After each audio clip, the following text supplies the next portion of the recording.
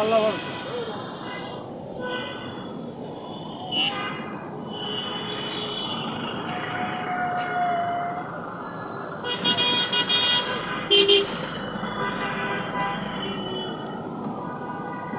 শুধু দর্শক, প্রায় এক সপ্তাহ রাজধানী ঢাকায় এইভাবে দিনরাত বৃষ্টি, এবং গত রাত্রেও প্রচুর বৃষ্টি হয়েছে এবং সেই সাথে এখনও গুঁড়ি গুঁড়ি বৃষ্টি পড়ছে। আমরা দেখতে পাচ্ছি রাজধানী ঢাকা সুপ্রিম কোর্টের সামনে, বিশেষ করে শিক্ষা ভবনের সামনে, সচিবালয়ের সামনে দিয়ে আমরা দেখতে পাচ্ছি আজকে একটু সুবিধা পাওয়ায় মানুষ রাজপথে নেমে এসেছে।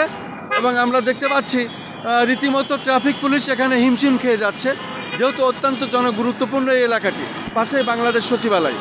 আমরা দেখতে পাচ্ছি মানুষ একটু স্বস্তি পেয়ে তারা রাজপথে নেমে এসেছে, বিশেষ করে যার যার কর্ম, যার যার কাজে।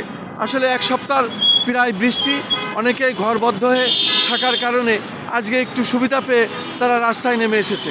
আমি সেই জিনিসটাই দেখানোর চেষ্টা করছি। মূলত রাজধানী ঢাকা আজকে মানুষের বেশ ভিড়, এবং মানুষের ঢল, এবং গাড়িরও বেশ ভিড় আমরা দেখতে পাচ্ছি। আমি খন্দকার মাসুদুজ্জামান, আমাদের 12টা ইউটিউব চ্যানেল, 2টা অনলাইন পোর্টাল, এটা নিয়েই আমরা রাজধানী ঢাকার বিভিন্ন স্পটগুলো ধারাবাহিকভাবে যে কাজগুলো করে থাকি, ঠিক তার ধারাবাহিকতা আজও আমি এই কাজটা করে যাচ্ছি এবং দেখিয়ে যাচ্ছি।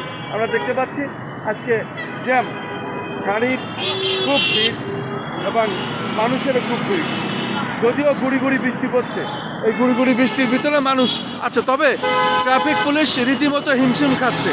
এলাকাটা আসলে 7 দিন, এই 7 দিন রাস্তায় রাজধানী ঢাকায় বৃষ্টি থাকার কারণে মানুষ একটু সুবিধা পেয়ে তারা রাজপথে নেমে এসেছে। কিন্তু রাজপথে নেমে আসলে হবে কি, মানুষের মূলত কোন সময় কখন আবার বৃষ্টি নামে, এখনও গুড়ি গুড়ি বৃষ্টি হচ্ছে। আমরা দেখতে পাচ্ছি গুড়ি গুড়ি বৃষ্টি হচ্ছে। আমি রাজধানী ঢাকার বিভিন্ন স্পটগুলো যেভাবে দেখিয়ে থাকি, আজও সেইভাবে আমি দেখিয়ে যাচ্ছি ধারাবাহিকভাবে যে কাজগুলো আমি সাধারণত করে থাকি।